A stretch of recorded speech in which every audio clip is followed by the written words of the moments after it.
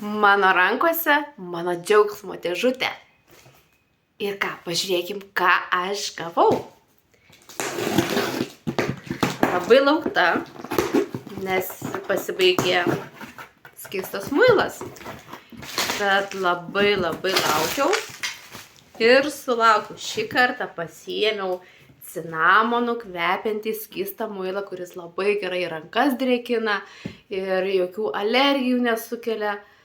Labai skaniai kvepia. Tada paėmiau Papua Naujosios Gvinėjos kavos. Švelni, lengva kava. Aišku, jeigu jūs dėsite daugiau šaušiukų, ne vieną, kaip aš dėtuosi, bus truputį stipresnė. Bet jeigu mėgstat kaip aš, tokias švelnes, lengvas kavas, tai vieno šaušiuko užteks. Taip, tada palepinsiu savo veido odą lakštinėmis, kaukėmis.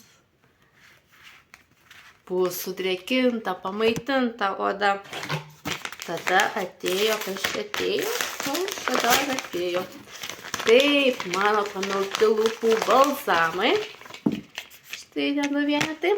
Labai gerai drėkina lūpas, kaip tik dabar saulė šviečia, tai 15 SPF apsaugos mūsų lūpų odą nuo saulės, kad nenudegtų lūpos.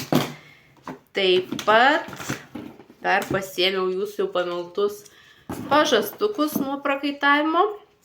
Taip, tų vienetus reikės jau išsiųsti. Ir ką? Kompanija lepina nuostabia dovana, tai yra dovana šį kartą balinamos putos 3 viename, tai galima naudoti kaip vietoj įprasto mūsų dantų pastos. Nesu dar bandžiusi, gal bus proga išbandyti. Tai štai, dar ne viskas. Ir atėjo mėginukų kvepalų, kadangi rytoj nusimato vienas renginys, tai šių man kvepalų mėginėlių labai pravers. Štai mano tokia siunta atkeliavo. Nuostabios jums dienos. Ate.